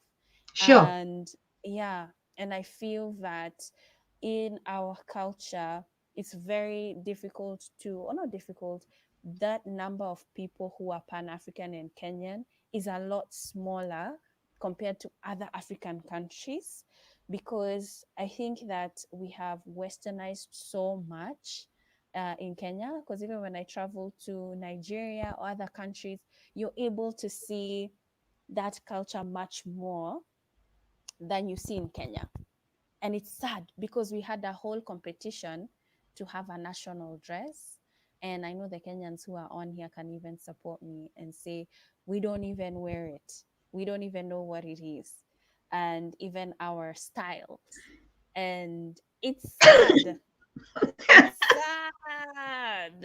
And even myself, yesterday I had gone for lunch with my friends. We're like 4 5 girlfriends, and all of them have long weaves and all that. And you can see me with my almost bald head. And so my friends don't like my hair. They're always like, "Why do you keep your hair like that? You don't need to do that." But while we were having coffee, some random guy walks up to me and he says, "I love your hair. I love what you've done." And I said, "Tell my friends here. Tell them that you like my hair." And he did. He was like, "Okay, I like her hair." And so I feel like there's still a lot of educating that is Yes, needed, because I do feel we are grappling with understanding our own culture, because even the president had to push for brand Kenya and yes. pushing public servants to wear Kenyan owned Kenyan clothes every Friday, and they still don't do that. They Mm. still don't do that, even though the president made it a mandate.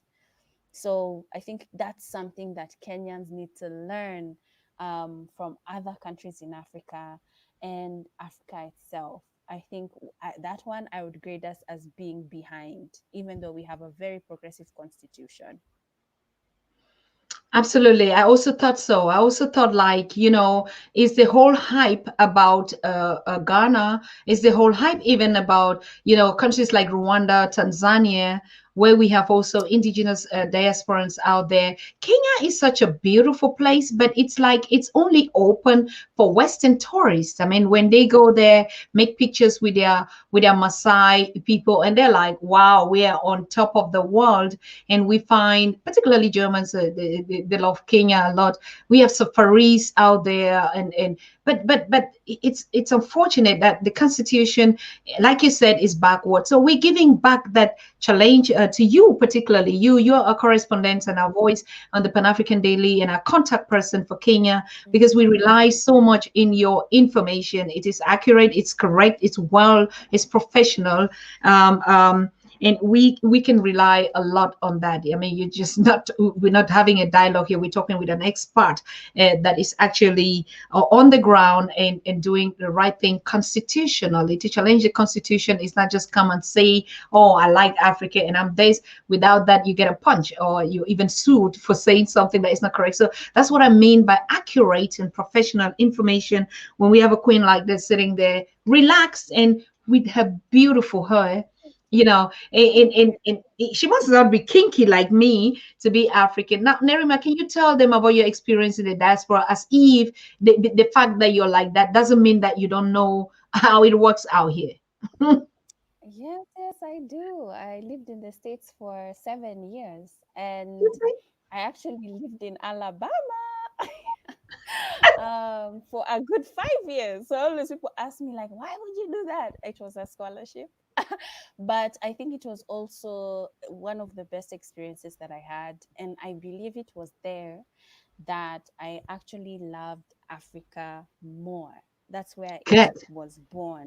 Yeah, because I think it's just, I guess, my blackness that just stood out, and I began to love it lot more. And I think that it's a beautiful thing. I think that we have a lot to do in terms of the relationships between Africans and African Americans and even people in diaspora, because I believe that they build a sense of community there, but still also sometimes clustered into countries. So the Kenyans would sort of know where the Kenyans hang out and all that. But then you still have those who view Africa as one, and those are visionaries. And I do believe that at the end of the day, there are few of us, but then it just takes a few to change the world. So as long as we come back home and figure out how we can unite, because I still think it's possible. I think that everything that happened with COVID is showing us that we need to. When we're talking about vaccinations and how access to those vaccinations for Africa, it's unfair. We're literally begging countries to give us donations, but it's because we're not investing in the scientists and the researchers here at home. And I believe that there are people who have this knowledge and information, but then we just need to be focused and passionate about seeing that change, and it's possible too. So yes, I enjoyed my time in the US, but I love being home. I love being home. My husband is actually in New York as we speak, and he's like, I don't miss home, I love it, the weather is awesome, it's just like at home. And I told him, just wait for September. You will miss home. You want to come home. You want to come home, particularly when your boy is there. You would want to come when winter would whip your ears. When you have to go out and clean snow, when you're stuck in the traffic. I mean, you would miss it like no one else. Come on. Oh my God, you just summarized everything, my queen.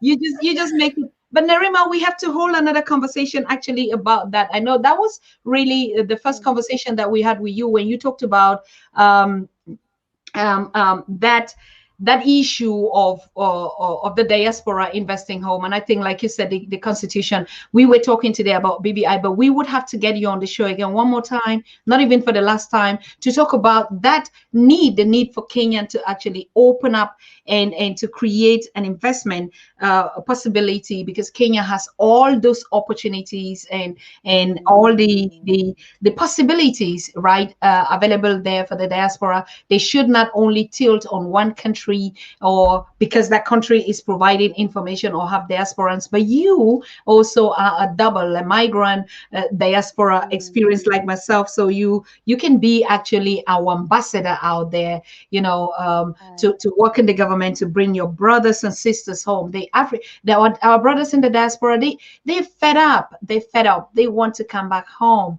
And now home is not really opening up those doors, like you say. But if you haven't been in the diaspora, it's difficult for you to even like who you are or to know what Africa is. That's why we keep doing all these things, because now we know the truth. Yeah. Absolutely. Right. Absolutely.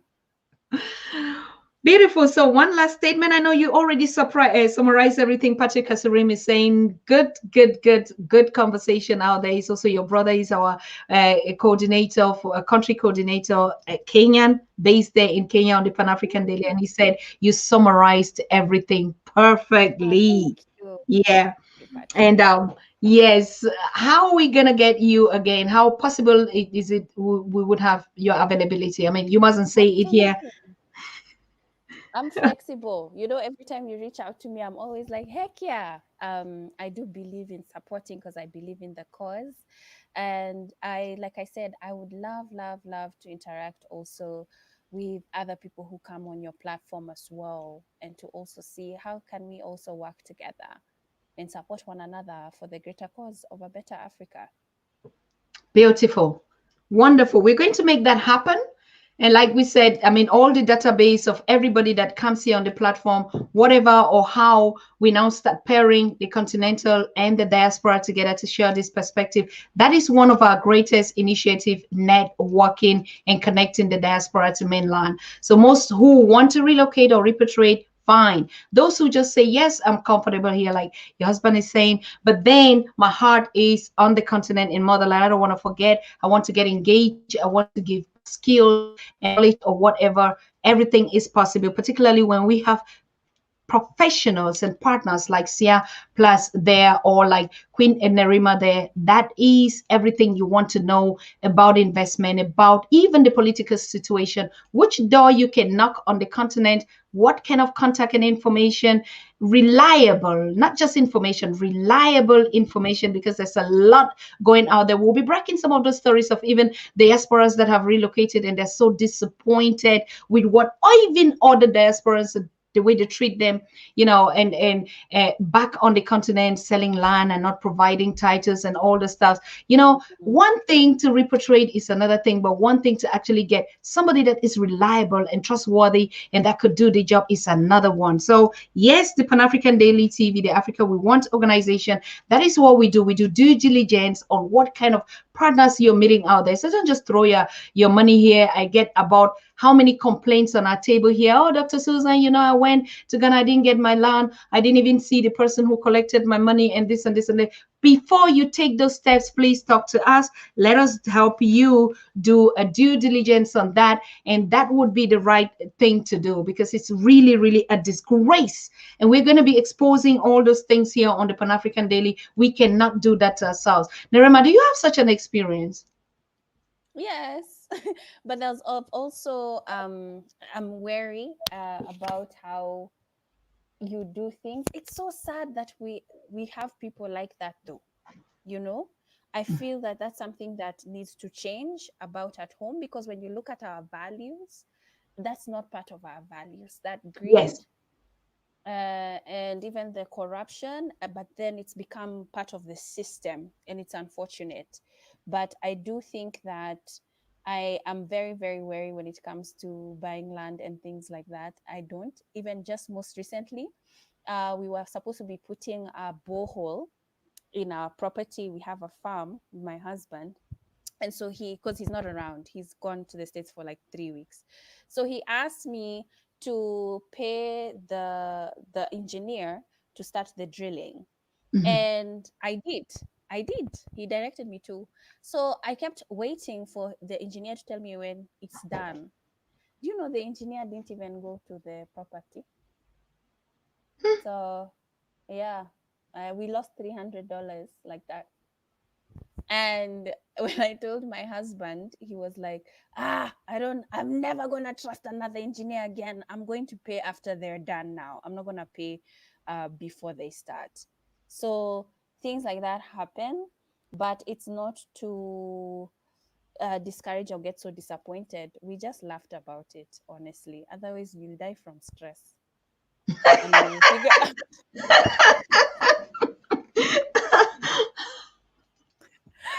you just get another one. Okay, this time I will go with him to the farm and watch him drill it. Yes. And then see him. But yeah, Beautiful. it happens. You know, and that's also one thing, this trust among us. You know, I like my Germans who say, yes, trust is okay, but control is much better, right? And I think that's also some of the ethics that we'll have to learn to say, yes, we do trust ourselves. We know we are African, but it's still, some of us, it's a natural thing. It has nothing to do now whether it's a mentality or something. Thing. They're just people that are like that. That is hilarious.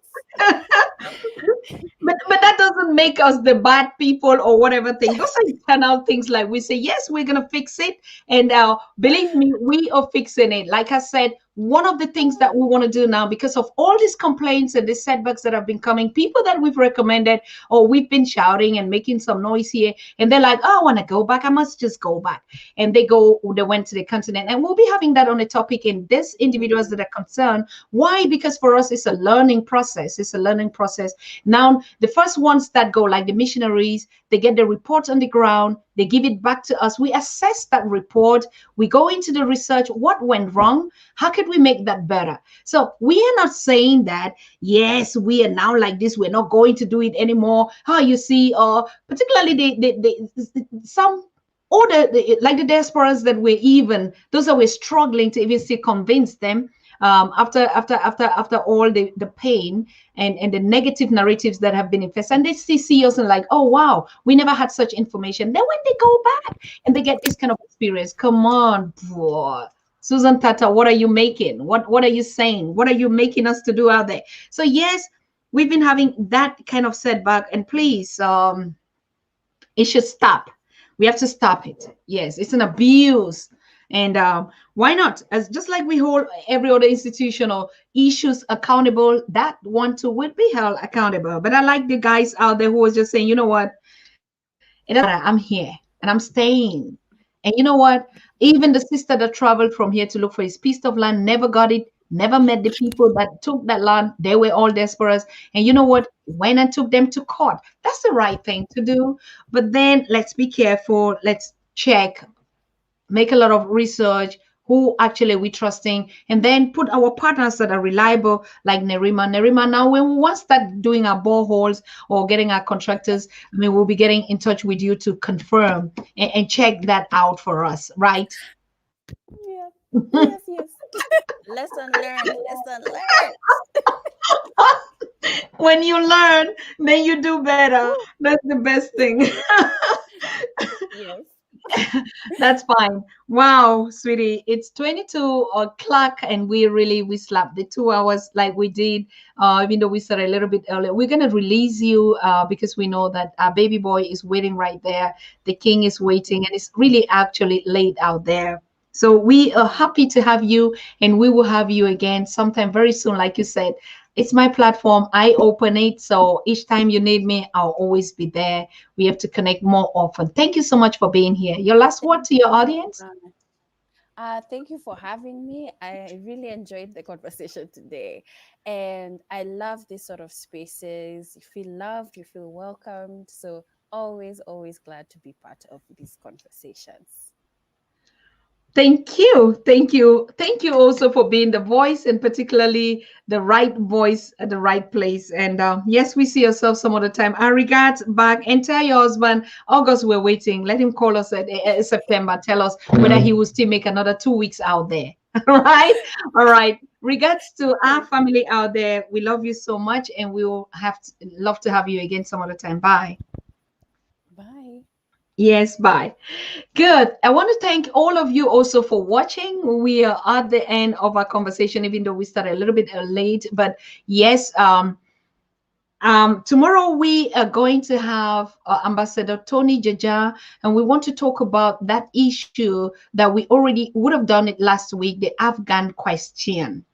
The Afghan question and the political space and its impact on the global peace and the processes in Africa. Now, Dr. Ambassador Tony Jaja is an expert on global politics and also a peace ambassador to the Eastern Horn of Africa. And he is going to be giving his perspective to us on what we see going on in the Afghanistan Taliban conflict and stuff like that, and a 20 years old a war that America just lost out there, if it's the right thing to say, and what actually happened in this process. How did we get this so far, and the losses and the damages? But of course, not just that, but what is the impact generally about this global politics on Africa and even humanity in particular? Now, the issue was taking of these refugees, 2,000 refugees in Uganda. And that's why Africans put out that question and say, Pan African Daily TV, we want an expert to educate us how possible the Uganda is taking 2,000 refugees. We want to know what is behind this strangers that we don't even know. Are they really people that are looking for safety, or is something behind it? It's all about the educational process of how this. I've been on that topic. I'm not a politically well educated person, and so I'm also looking forward to learn, to hear, and to listen for educational purposes, to understand, and so to know how we can contribute to advocate for peace on the continent. Good. So that would be a topic for tomorrow, same time. Next week, we're planning, or the first week from the 1st to the 4th, we're really planning a Global Peace Week conference on how can we get peace, how can we achieve peace on the continent of Africa. And in the process of this, we launch out a mini survey. It's not really a professional survey, like we didn't put it out there, the yes and no and all the things, but it was just a general question. And that question is still available for all of you that have not been participating. But just yesterday that we launched it, we had about 60% of people giving their feedback already, and it's already so good. It's looking really, really good in this short space, but we're still going to continue to share that survey around, because it's kind of like a research question on the topic France and its engagement on the continent of Africa. Like a lot of people, a lot of statistics are showing that nearly all the conflict affected zones, French speaking countries on the continent. And so most of the opinion that France is having an urge on this conflicts now. But the research question was, if France is a problem, can France be a solution in terms of negotiating a peace conflict in regions that are having a French as their colonial masters? That is the question we want to hear. From the research going on now, the feedbacks have been actually good, not good in favor of whatever. We will bring down that consensus. Because of that research, it is going to direct how we want to organize this global peace work and the impact on the conflicts and wars in Africa. How can we contribute? How can you, how can me, how can the general humanity, particularly Africans, work to make peace really lucrative business on the continent? Because we know that the wars are only making businesses out of us and losing lives, resources, and whatever we might want to say. So, question again, do you think France, even though it's being spoken about as a problematic in all the root causes that we're finding in these conflict zones, if they're not supporting with their military, they also engage in financing these conflicts, you know, and choosing whoever works in their favor according to their businesses out there. Do you also think that this same France could have an urge if there is a political conflict, like in problematic conflict situations like the Southern Cameroons, like the Biafran, like even Sudan and all the others, Uganda? I mean, really, those countries, we know Central African Republic, all those countries that are under the territorial control of France. Could France also be a partner to engage in a peace process should they be one? Thank you so much for being a part of this survey, a part of this feedback, and we really appreciate those that are so honest. Now, the purpose of this research, like I said, is to look for solutions. You know, we're solutions oriented, and most of the time we talk, we don't think, we don't reflect, we don't think out of the box. Sometimes we quick to react, you know, sometimes we just know what we know from the past and we're unshakable, we stand still on it. Sometimes, like we say, we are fast tracking backwards, not forward. So questions like this, when we throw out, and that's really one of the objectives of our organization, the Africa We Want, throw out reflective questions. Now take a moment and think about the process before you respond. We know that people just respond spontaneously. I already know 30% of those who just say, no, Susan, are you crazy? How did you even come to put out a question like that, right? But then we also had some people in the corner who said, wait a minute, this can make some sense, but I don't see anyhow that France can ever be a part, you know, to negotiate this. So it's going to be like he's going to have two partners that he's just playing a ping pong, right, amongst them. That was quite interesting. But there are also honest people who also came out like, wait a minute, what? If they can be part of the problem, they can also be part of the solution. Let's just sit down. All we want is peace, and we move ahead, you know, with business as usual. Yes, we're going to read out all this at the end of this questionnaire, who contributed what, because this is going to actually direct us in how we're going to run the global peace work. So thank you so very much for your contribution. Continue to send us your feedback on that research question. Like I said, tomorrow we're having Ambassador Tony Jaja.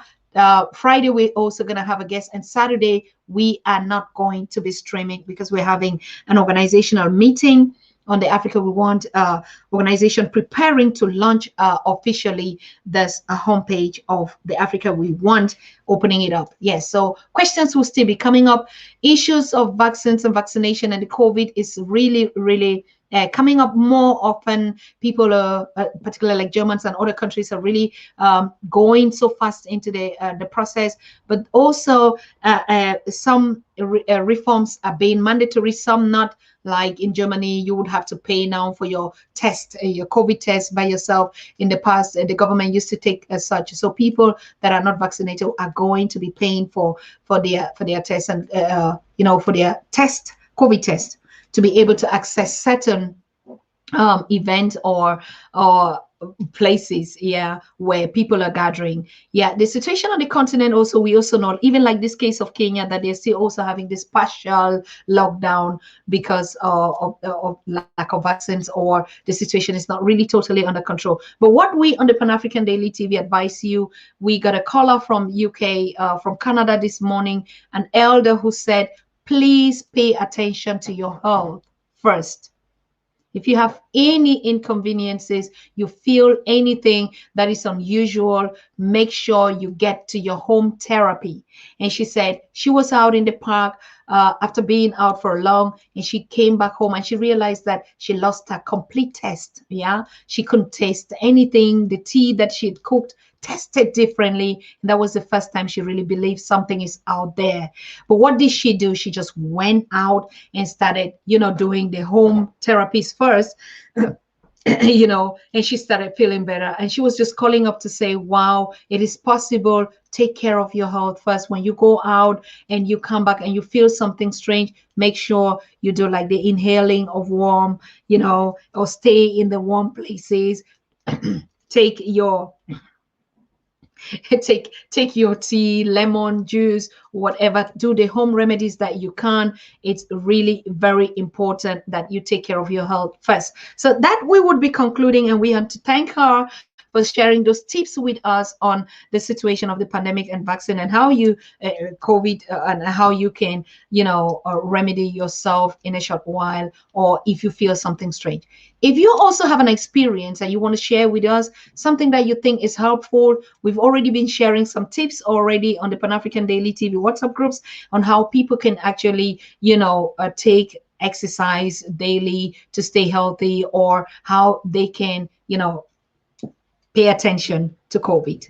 So if you have an experience that you want to share, please drop it in our WhatsApp groups, and we will share it to our community to stay healthy. We all wish you all a healthy stay, and we see us tomorrow, same time on the Pan-African Daily with Ambassador Dr. Tony Jaja. Thanks for being here.